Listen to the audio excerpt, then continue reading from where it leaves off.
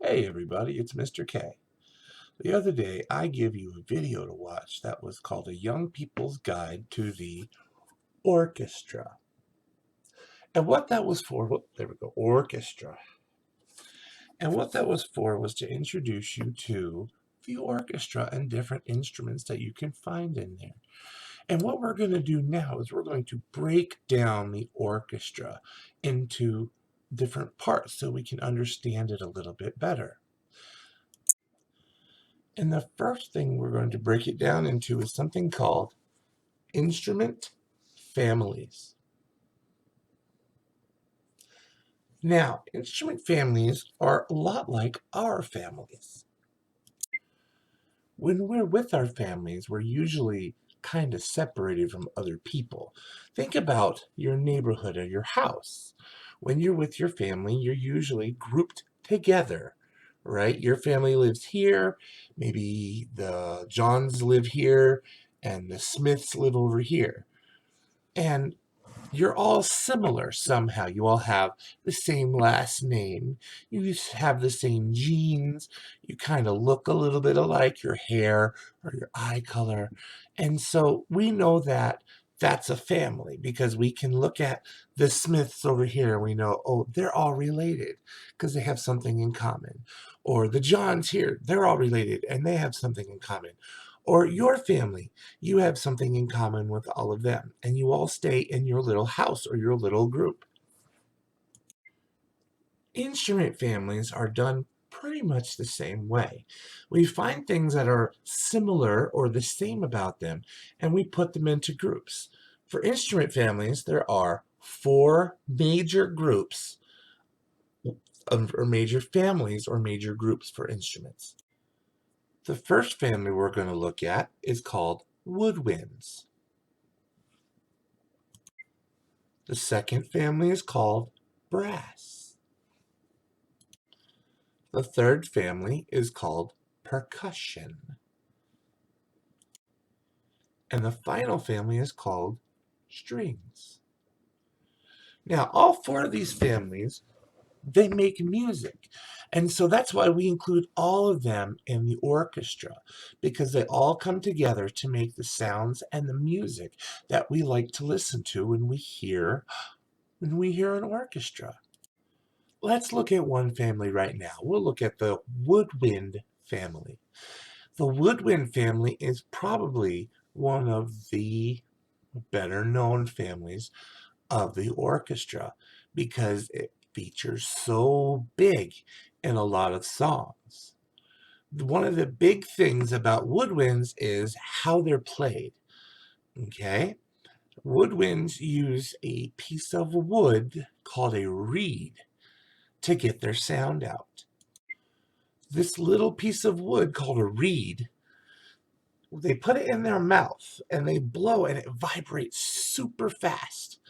And that causes the air to vibrate, which is how we get sound. And then that's where their sound comes from and how they make that sound. Now, also the instrument can be made of wood as well. But usually nowadays we have them made of plastic or even metal, like saxophones and some clarinets. The plastic is a big deal because they used to be made of wood a very long time ago. But we found out how to take these instruments and use a type of plastic called resin, which vibrates the same way wood does, so that they can make these out of plastic now, and they sound just the same as they did hundreds of years ago. And some of the instruments we're going to look at from the woodwind family starting next week are ones like the flute and the clarinet and the bassoon. And there's a lot more, and we'll get to them, but those are some of the ones we're going to look at if you want to look them up a little early. As an interesting fact, the woodwinds are the second oldest orchestra family. We have evidence of woodwinds that were created 40,000 years ago. Somebody made a flute out of the bone of a buzzard or a turkey. I can't remember which one. I'll have to relook it up and we'll look at it next week when we look at flutes. But yeah, they've had those around for so long. The only family that's older is percussion. And you want to know why? Because in percussion, you just have to hit it. Percussion instruments are instruments that make sound by being hit. Okay? Drums. Drums are the best example of percussion instruments, but there's all sorts of different kinds. Anytime an instrument uses something that strikes something else, it's a percussion instrument.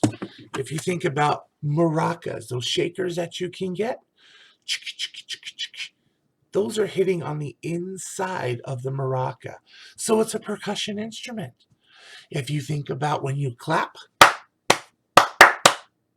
that's a percussion instrument because it's hitting each other together. When you snap, your finger is hitting this part of your hand, and so that's a percussion instrument.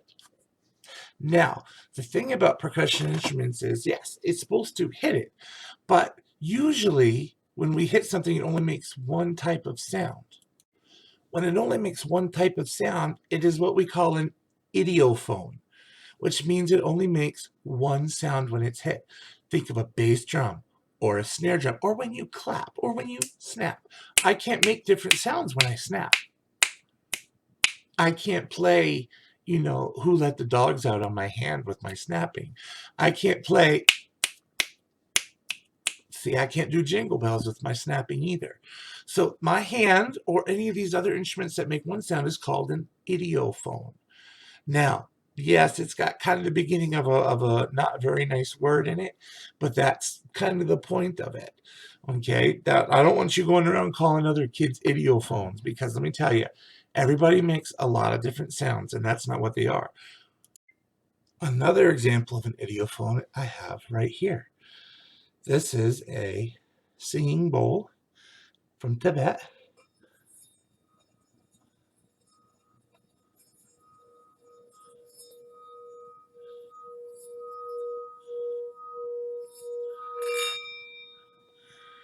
It makes sound from friction. What happens is my stick that I have here runs along the sides and it pulls and grabs at the metal on my bowl. And when it grabs, it lets go and it skips over and it does a whole bunch of little bumps around as it goes. You can probably hear where it vibrated against it.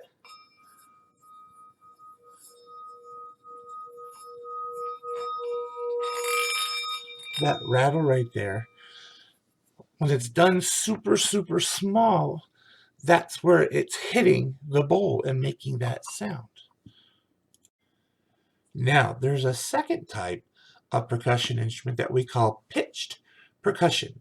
An idiophone doesn't have a pitch, or it's only one note like you heard with my bowl. A pitched percussion instrument is one that has many different tones when you put it together. An example of this would be a xylophone. Remember, I showed you xylo, where you touch the buttons and everything? In xylo, we have the same thing as a regular xylophone, where we have to hit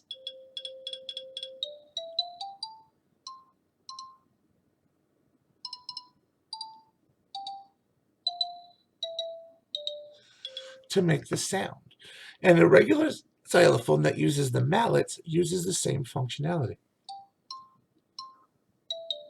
Something's up with my phone today. It's not taking my fingerprints very well. But this is a great example of a pitched percussion instrument. Other examples would be a timpani, which is that big, huge drum that can change sounds when they hit it. Handbells are another great example of pitched instruments. So that's our two main different kinds that we have, are the idiophones, which is no pitch or one pitch, and a pitch instrument, which is multiple. The next family we're going to look at is the brass family. Now, this family is near and dear to me because this is the first family that I started learning instruments on back when the earth was cooling and the volcanoes were still everywhere. Brass instruments they get their names from two different things. One is what they're made of. They're actually made of a metal called brass. Now, sometimes you can get one that's made out of a different metal, but those don't really sound as good as the actual metal called brass. Now, the other reason they get their name is how they're actually played. Remember, we talked about woodwinds, and they had that little piece of wood that goes in the mouth, and when they blow on it, it vibrates and it makes the air vibrate around it. Brass instruments use a mouthpiece. It's actually a cup that goes over the mouth like this, and they have to buzz into it. Now that seems a little silly right there when I'm doing it without a mouthpiece, but when they do it in a brass instrument, it makes that really nice trumpet or trombone or tuba sound. Okay, those are all using that cup mouthpiece with that buzzing sound. Now the last family we're going to talk about today is the strings family. The strings family is probably the most popular of the orchestra families because it's usually the one that's right out in front of the whole orchestra. We see them all the time, the violins and the violas and the cellos, and these are the ones we see the most in the orchestra because, again, I said they're right in front, and so they are usually the ones everybody knows. And now, where they get their name, can you take a guess? That's right. They use strings to make their sound.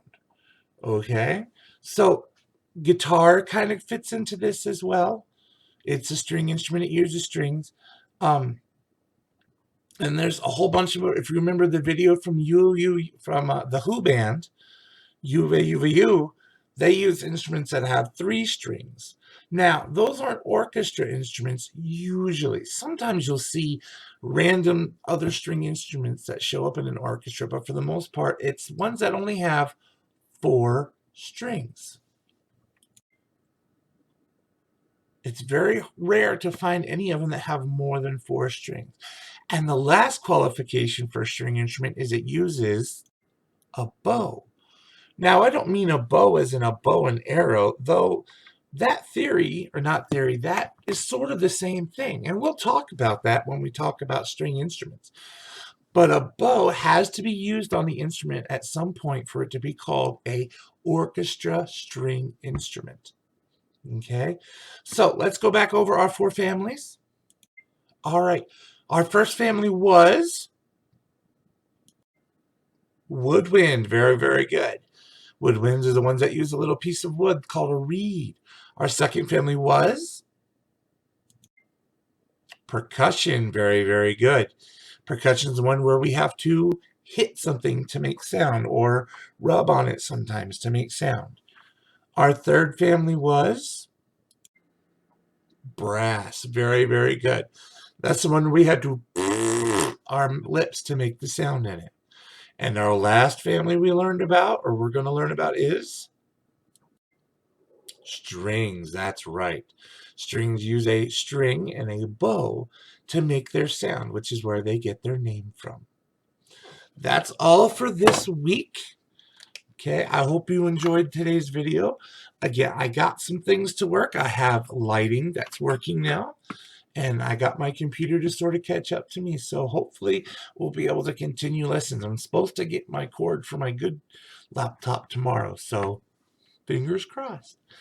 Okay, there's going to be some videos down below here that will help you out with the different types of families, and I'll include those down below. You don't have to comment this week. Next week, we're going to start really learning about our different instruments in each family, starting with woodwinds and the flute. That'll be our first one that we look at for next week. So make sure if you want to look up some stuff, look up on the flute. The flute is one of the oldest instruments that we know of. Isn't that crazy? All right. So this week, our Google Meet will actually be on Thursday. So I will have a schedule out for everybody for that day. So just make sure you're on the lookout for that. Okay, something came up, and my sister-in-law had a baby, and so I'm a new uncle now, and we're gonna go see the baby this weekend. So we're gonna have to leave early on Friday. So I'll still be available to answer questions. I can get my wife to take my phone and text everybody on Google Classroom. But yeah, man, it's pretty exciting, right? It's like adding a new member of the family to our orchestra instrument family. Crazy stuff, right? All right, so enjoy the videos, enjoy your week, and I will see you next week. We're learning about flute. Have a good one.